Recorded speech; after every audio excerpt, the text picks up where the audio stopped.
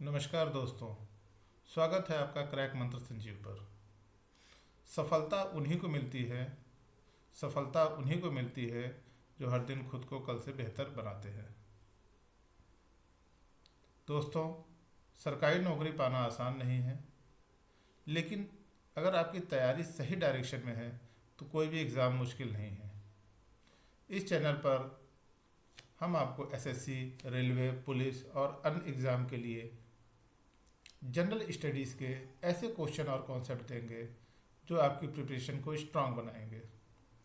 आज के इस वीडियो में हम लेकर आए हैं इम्पॉर्टेंट जीएस क्वेश्चन जो एग्ज़ाम में आने की पूरी संभावना है, तो इस वीडियो को एंड तक ज़रूर देखिए। और अगर आप सच में सिलेक्शन पाना चाहते हैं तो चैनल को सब्सक्राइब करना ना भूलें। चलिए शुरू करते हैं।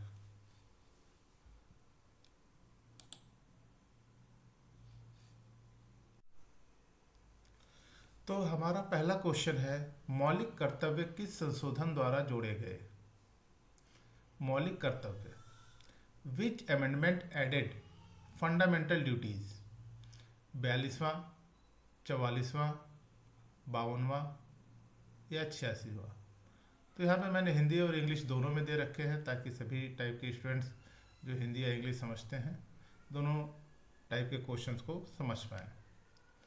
तो इसका आंसर क्या होगा? तो आइए देखते हैं कि इसका आंसर ए 42वां होगा।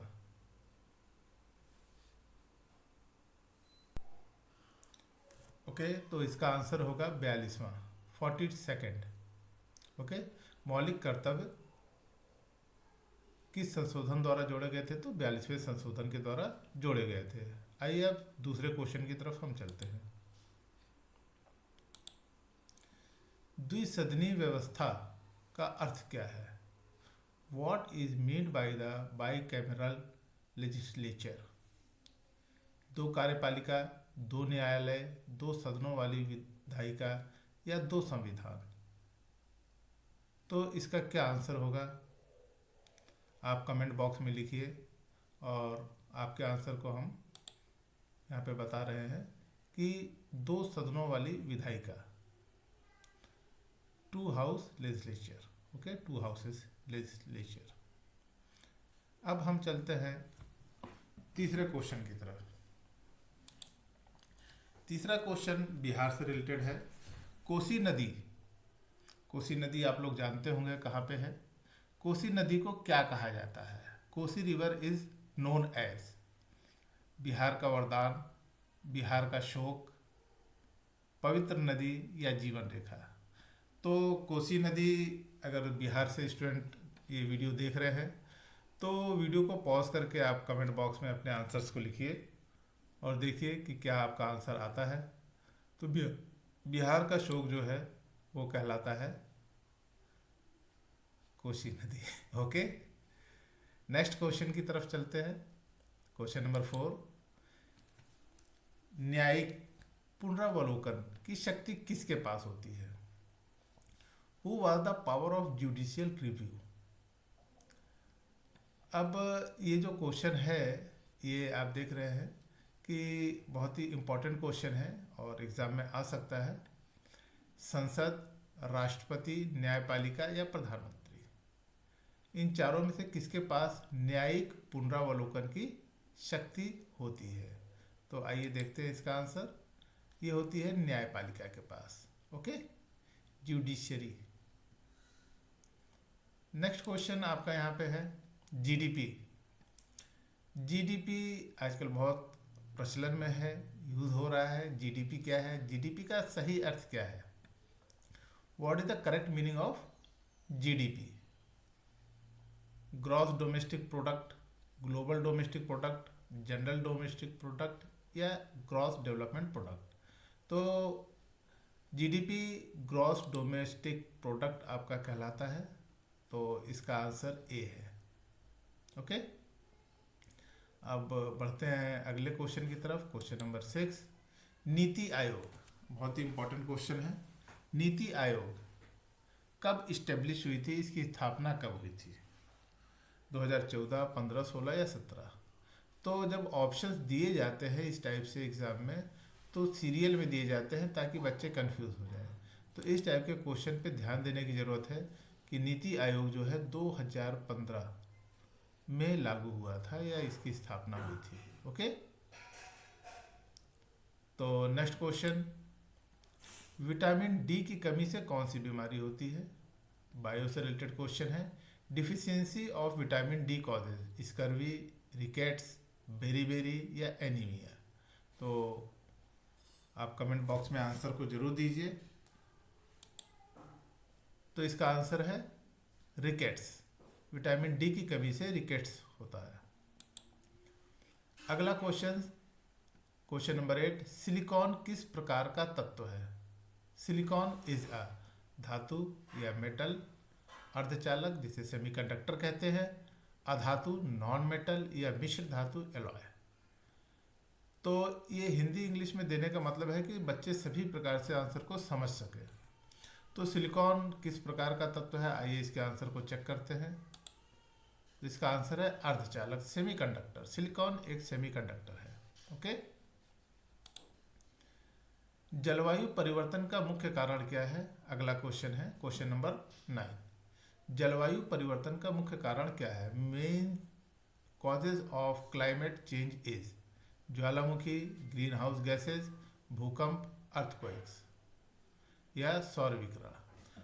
तो इन चारों में सही आंसर क्या है जलवायु परिवर्तन का? Answer B, green house gases जो है जिसके कारण जलवायु परिवर्तन होता है। ओके, अगला क्वेश्चन जो है क्वेश्चन नंबर 10, नालंदा विश्वविद्यालय। ये भी बिहार से रिलेटेड है, लेकिन नालंदा विश्वविद्यालय किस काल में प्रसिद्ध हुआ? इम्पोर्टेंट यहाँ पे यह है कि नालंदा विश्वविद्यालय किस काल में प्रसिद्ध हुआ। विश्वविद्यालय तो था। तो Nalanda university is florist during Maurya काल, गुप्त काल, हर्षवर्धन काल या मुगल काल। तो अब यहाँ पे जो ऑप्शंस हैं, मुगल काल तो नहीं हो सकता, मौर्य, गुप्त और हर्षवर्धन, इन तीनों में आपको एक आंसर सोचना होगा, बताना होगा कि सही आंसर क्या है। तो नालंदा विश्वविद्यालय गुप्त काल में आपका फेमस हुआ था। ओके, भारतीय संसद का हिस्सा कौन नहीं है? Which is not a part of Indian parliament, Lok Sabha, Rajya Sabha, राष्ट्रपति या सर्वोच्च न्यायालय। तो यहाँ पे भी आपको इस टाइप के क्वेश्चंस मिल सकते हैं एग्जाम में। और आप देखिए, सिंपल एंड हार्ड ये दोनों में काउंट होता है कि जानते हैं लेकिन नहीं जान पाते हैं। तो इस टाइप के क्वेश्चन पे बहुत ध्यान देने की जरूरत है। भारतीय संसद का हिस्सा कौन नहीं है? दैट इज सुप्रीम कोर्ट, सर्वोच्च न्यायालय। ओके, नेक्स्ट क्वेश्चन, जड़त्व किस पर निर्भर करता है? साइंस का क्वेश्चन है। इनर्शिया डिपेंड्स ऑन वेग, वेलोसिटी, द्रव्यमान, मास, आकार, शेप या तापमान, टेम्परेचर। तो ये क्वेश्चन आपका इजी है। जड़त्व किस पर निर्भर करता है? कमेंट बॉक्स में आंसर आप जरूर लिखिए, ठीक है। तो योर आंसर इज मास, द्रव्यमान। Option B is the right answer. Okay, next आता है मुद्रास्फीति का अर्थ क्या है? इन्फ्लेशन मीन्स कीमतों में गिरावट, कीमतों में वृद्धि, उत्पादन में वृद्धि या बेरोजगार में वृद्धि। तो इन्फ्लेशन क्या होता है? इन्फ्लेशन होता है कीमतों में वृद्धि होना, राइज ऑफ प्राइजेस। तो अगले क्वेश्चन की तरफ बढ़ते हैं। भारतीय राष्ट्रीय कांग्रेस की स्थापना कब हुई थी? कांग्रेस का नाम आपने सुना ही है। तो Indian national Congress founded in, तो आइए आंसर देखते हैं। दैट आंसर इज ए 1885, 1885 में भारतीय राष्ट्रीय कांग्रेस की स्थापना हुई थी। ओके, अब अगला क्वेश्चन हम देखते हैं। प्रकाश संश्लेषण में कौन सी गैस उपयोग होती है? प्रकाश संश्लेषण, which gas is used in photosynthesis. अब कई बच्चे जो इंग्लिश मीडियम से हैं वो प्रकाश संश्लेषण समझने में उनको प्रॉब्लम होती है। तो यहाँ पे हिंदी इंग्लिश इसलिए दोनों दिया गया है कि आप हिंदी में और इंग्लिश में क्वेश्चन को रीड करिए ताकि आंसर्स आप आसानी से फाइंड आउट कर सकें। अगर आप जानते हैं तो बहुत अच्छी बात है। ऑक्सीजन, कार्बन डाइऑक्साइड, नाइट्रोजन या हाइड्रोजन। तो प्रकाश संश्लेषण होता है कार्बन डाइऑक्साइड के कारण, ठीक है, CO2। अगला क्वेश्चन है नीति निदेशक तत्व किस भाग में है। अब ये आप जो क्वेश्चन देख रहे हैं क्वेश्चन नंबर 16, नीति निदेशक तत्व इंपॉर्टेंट क्वेश्चन है, ठीक है। Directive principle are in which part. तो इस टाइप के क्वेश्चन आपको एग्जाम में मिल सकते हैं। नीति निदेशक तत्व किस भाग में है, तो नीति निदेशक तत्व आपके ऑप्शन बी भाग 4 में आपके नीति निदेशक तत्व है, ठीक है, डायरेक्टिव प्रिंसिपल। अगले क्वेश्चन की बात करते हैं। तो भारत में सबसे अधिक वर्षा कहाँ होती है। आई थिंक सभी लोगों को पता होगा, इम्पॉर्टेंट क्वेश्चन भी है और जानना भी चाहिए कि हाईएस्ट रेनफॉल जो है इंडिया में कहाँ होती है, दैट इज चेरापूंजी, ओके। और क्वेश्चन नंबर 18, ब्लड ग्रुप की खोज किसने की। Who discovered blood group. अब ये क्वेश्चन इंपॉर्टेंट हो सकता है एग्जाम में। Newton, Einstein, Karl Landsteiner and Darwin. तो ब्लड ग्रुप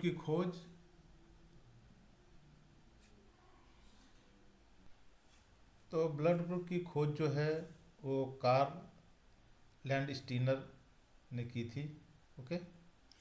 नेक्स्ट है संचार उपग्रह किस कक्षा में स्थित होते हैं। Communication satellite are placed on ध्रुवीय कक्षा, पोलर ऑर्बिट, भूस्थिर कक्षा, ठीक है, जियो स्टेशनरी ऑर्बिट, निम्न कक्षा, लो ऑर्बिट, दीर्घवृत्तीय कक्षा, इलिप्टिकल ऑर्बिट। तो संचार उपग्रह जो है आपका किस कक्षा में होते हैं, तो इसका आंसर है भूस्थिर कक्षा, ठीक है। और अगला क्वेश्चन है बिहार का प्राचीन नाम क्या था। मगध, कौशल, अवंती या गांधार। तो आप आंसर देख सकते हैं, आंसर ए। तो इसी के साथ आप देख रहे हैं कि आपके 20 क्वेश्चन कंप्लीट हो गए हैं। अगले वीडियो में हम आपके लिए फिर कुछ नए इम्पॉर्टेंट क्वेश्चन जो बिहार कांस्टेबल ऑपरेटर की भर्ती से रिलेटेड हैं लेकर आएंगे, ओके। तब तक आप हमारे चैनल को देखते रहिए, चैनल को लाइक करिए, शेयर करिए, सब्सक्राइब करिए, अपने फ्रेंड्स के साथ शेयर करिए और लोगों को इस चैनल के बारे में बताइए, क्योंकि इस चैनल में हम आपको सभी प्रकार के प्रिपरेशंस की तैयारी करवा रहे हैं, ओके। अच्छा, तो धन्यवाद।